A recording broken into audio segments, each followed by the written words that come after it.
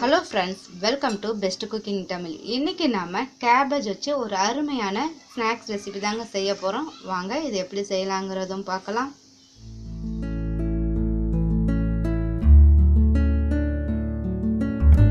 இப்போ நான் வந்து முழு முட்டைக்கோஸ்ல இருந்து பாதி அளவு கட் பண்ணி எடுத்துர்க்கேங்க. அந்த பாதியும் நான் ரெண்டா கட் பண்ணி வச்சிருக்கேன். சோ எப்பவுமே நமக்கு கேபேஜ்ல மேல உள்ள அந்த லேயரை மட்டும் ஃபர்ஸ்ட் எடுத்துருங்க. ஏன்னா அது வந்து மேல வந்து ஒரு மாதிரி கலரா இருக்கும். சோ அதனால அதை மட்டும் நம்ம எடுத்துறலாம். இப்போ அடுப்பு ஆன் பண்ணி ஒரு கடாயில வந்து நான் 3 டம்ளர் அளவுக்கு தண்ணி வச்சிருக்கேன். தண்ணில வந்து இந்த முட்டைக்கோஸை வந்து அப்படியே வச்சிரலாம்.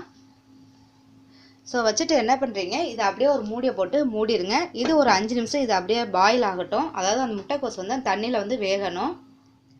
பாருங்க இப்போ நமக்கு நல்லா வந்து குக் ஆயிருச்சு. ரொம்ப வந்து அப்படியே வேகணும்லாம் தேவையில்லை. நமக்கு இதோட கலர் கேபேஜோட கலர் வந்து நல்லாவே மாறிடுச்சு பாருங்க. இந்த மாதிரி இருக்கும்போது நம்ம என்ன பண்ணலாம், இதை எடுத்து தனியா ஒரு பவுல்ல வச்சிருங்க. இப்போ நமக்கு முட்டைக்கோஸ் வந்து நல்லாவே வந்து ஆறிடுச்சுங்க. ஆறின பிறகு என்ன பண்றீங்க, இதை வந்து நம்ம அதாவது பொடி பொடியா கட் பண்ணி எடுத்துக்கலாம்.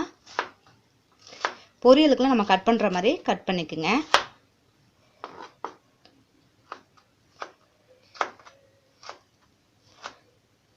இது வந்து நம்ம எடுக்கும்போது ரொம்ப சூடா இருக்கும். அதனால நல்லா ஆற வச்சிருங்க. அது மாதிரி ஆறின பிறகு இது வந்து கொஞ்சம் அப்படியே தண்ணிலாம் வந்து அப்சர்வ் பண்ணியிருக்கும். ஸோ லைட்டாக நம்ம கையை வச்சு லைட்டாக ப்ரெஸ் பண்ணால் நமக்கு அதில் இருக்க தண்ணி எல்லாமே வந்துடும். அதுக்கப்புறம் இந்த மாதிரி கட் பண்ணிடுங்க. ஸோ கேபேஜை நம்ம ஃபுல்லாகவே நல்லா கட் பண்ணி எடுத்துக்கிட்டோம். அடுத்து வந்து நான் 100 கிராம் துவரம்பருப்பை வந்து நான் ஒரு 4-5 தடவை நல்லா வாஷ் பண்ணிவிட்டு அதை வந்து ஒரு 1/2 hour ஊற வச்சுருக்கேங்க. இப்போ இதுலேருந்து நம்ம என்ன பண்ண போகிறோம்னா, 1 ஸ்பூன் அளவுக்கு துவரம்பருப்பு மட்டும் எடுத்துட்டு இதை வந்து ஒரு பவுலில் தனியாக எடுத்து வச்சுக்கோங்க.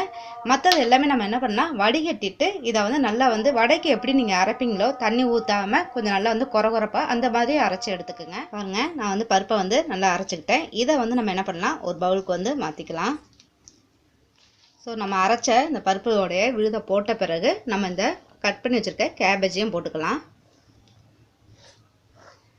ஸோ இது மாதிரி நீங்கள் இதுலேயே நீங்கள் கேரட் கூட சேர்க்குறா கூட சேர்த்துக்கலாங்க, ரொம்பவும் நல்லது. நம்ம எடுத்து வைத்த 1 ஸ்பூன் துவரம்பருப்பையும் இதில் போட்டுருங்க. ஏன்னா நமக்கு அரைச்சதும் இது மாதிரி இருக்கும்போது 1-2 முழுசாக இருக்கும்போது நல்லாயிருக்கும். ஸோ இதில் ஒரு 1/4 ஸ்பூன் அளவுக்கு நம்ம வந்து மஞ்சத்தூள் ஆட் பண்ணிக்கலாம். மிளகாய்த்தூள் வந்து ஒரு 3/4 ஸ்பூன் அளவுக்கு ஆட் பண்ணிக்கோங்க. ஒரு 1/4 ஸ்பூன் அளவுக்கு கரம் மசாலாவும் ஆட் பண்ணிக்கோங்க. ஒரு 1/4 டீஸ்பூன் அளவுக்கு சோம்பு ஆட் பண்ணிக்கோங்க. இதில் வந்து நம்ம கார்ன்ஃப்ளவர் ஆட் பண்ணிக்கலாம். ஏன்னா நல்லா கிறிஸ்பியாக இருக்கும். ஸோ அதில் ஒரு 3 ஸ்பூன் அளவுக்கு கார்ன்ஃப்ளவர் வந்து ஆட் பண்ணிக்கோங்க. இதில் வந்து கருவேப்பிலை நல்லா பொடியாக கட் பண்ணி அதையும் ஆட் பண்ணிக்கோங்க. தேவையான அளவுக்கு உப்பு ஆட் பண்ணிக்கோங்க. இப்போ இது எல்லாமே நல்லா மிக்ஸ் பண்ணிடலாம். ஸோ நமக்கு வந்து முட்டைக்கோஸும் கொஞ்சம் ஈரப்பதமாக தான் இருக்குது. ஸோ நம்ம துவரம்பருப்பும் நல்லா வந்து நம்ம அரைச்சிருக்கனால நமக்கு வந்து தண்ணி அதிகமாக தேவைப்படாது நமக்கு இதில். அப்படியே ரொம்ப உங்களுக்கு கெட்டியாக இருந்துச்சுன்னா லைட்டாக வந்து வேணால் தொளிச்சு விட்டுக்குங்க. ஸோ அதே மாதிரி ரொம்ப மசாலா வந்து ஆட் பண்ணணும்னு தேவை கிடையாதுங்க. இந்த மாதிரி நம்ம வெஜிடபிள்ஸில் செய்யும் போது அதிகம் வந்து மசாலா வந்து ஆட் பண்ண தேவை கிடையாது.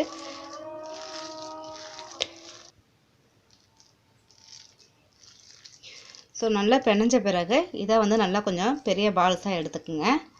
கொஞ்சம் போல லைட்டாக வந்து கையில் வந்து ஆயில் வந்து அப்ளை பண்ணிக்கோங்க. பண்ணிவிட்டு இதை வந்து நீங்கள் வடை மாதிரி தட்டி போட்டுக்கலாம். இல்லாட்டினா நம்ம ஸ்கொயர் ஷேப்பில் கூட தட்டிக்கலாங்க. ஸோ நான் வந்து வடை மாதிரி தட்டலை. ஏன்னா எப்போவுமே நம்ம வந்து என்ன பண்ணுவோம், எது இருந்தாலும் ஒரு வடை மாதிரி தான் தட்டுவோம். ஸோ கொஞ்சம் நம்ம பார்க்குறதுக்கு அழகாக இருக்கிறதுக்காக கொஞ்சம் ஸ்கொயர் ஷேப்பில் வந்து நம்ம தட்டிக்கலாம்.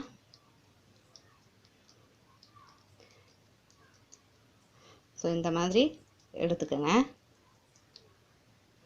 அடுப்பு ஆன் பண்ணி ஒரு ஃப்ரை பேன் வச்சுக்கோங்க.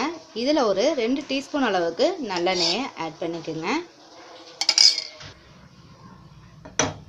பாருங்கள் நம்ம வந்து எண்ணெய் வந்து நல்லா காஞ்ச பிறகு நம்ம இப்படி போட்டுக்கலாம். ஸோ இதை வந்து நீங்கள் என்ன பண்ணுறீங்க, ஆயில் ஃப்ரை கூட பண்ணலாம். நீங்கள் ஆயில் ஃப்ரை பண்ணி நீங்கள் சாப்பிடலாம், வடை மாதிரி நல்லா இருக்கும்.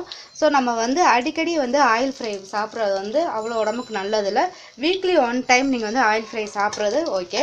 அதுவே வந்து வீக்லி வந்து 3 டைம் 4 டைம் வந்து ஆயில் ஃப்ரை வந்து எடுத்துக்காதீங்க. இந்த மாதிரி நீங்கள் டோஸ்ட் பண்ணி சாப்பிட்றதும் ரொம்ப நல்லாயிருக்கும்.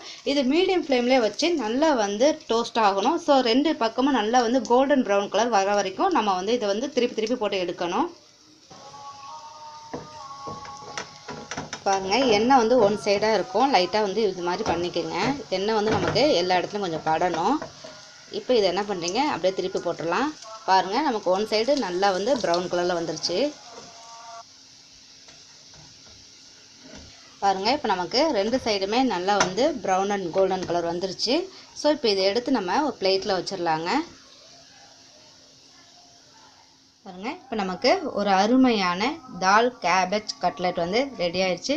கண்டிப்பாக ட்ரை பண்ணி பாருங்கள். உங்களுக்கு பிடிச்சிருந்துச்சுன்னா லைக் பண்ணுங்கள், ஷேர் பண்ணுங்கள், மறக்காமல் சப்ஸ்கிரைப் பண்ணுங்கள். Thank you viewers.